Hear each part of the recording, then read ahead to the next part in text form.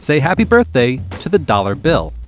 The iconic greenback was first produced 100 years ago, and in that time it has gone from a central bank stopgap to the world's reserve currency.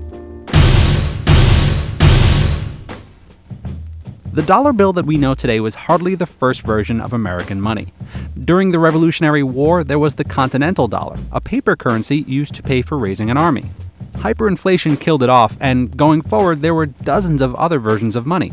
Private banks could issue private cash. The federal government sometimes printed its own bills.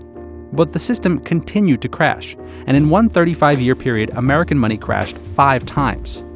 Congress eventually decided to wipe the slate clean and print a new official currency, the Federal Reserve Note. It was first printed in 1914. That year also marked the start of World War I. And pretty soon the U.S. was lending lots of its new money to the Allies, mostly in dollar bills. During World War II, any country that needed a loan could secure one with gold, and in exchange, they would get a big pile of dollars.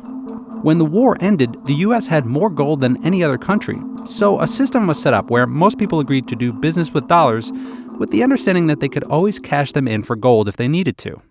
Eventually, the rest of the world economies recovered, and the U.S. started to run low on gold reserves.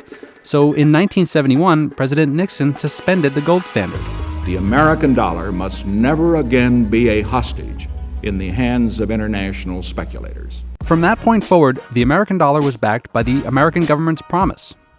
This could have been a disaster, but the dollar was already so crucial to world business, and the American economy was so large and stable that the dollar kept its position at the top.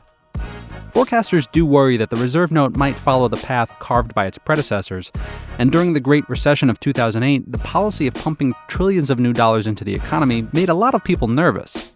But the durability of the American economy, especially through the kind of turmoil that the world has seen in the last few years, means that those Benjamins, Lincolns, and Washingtons aren't going anywhere.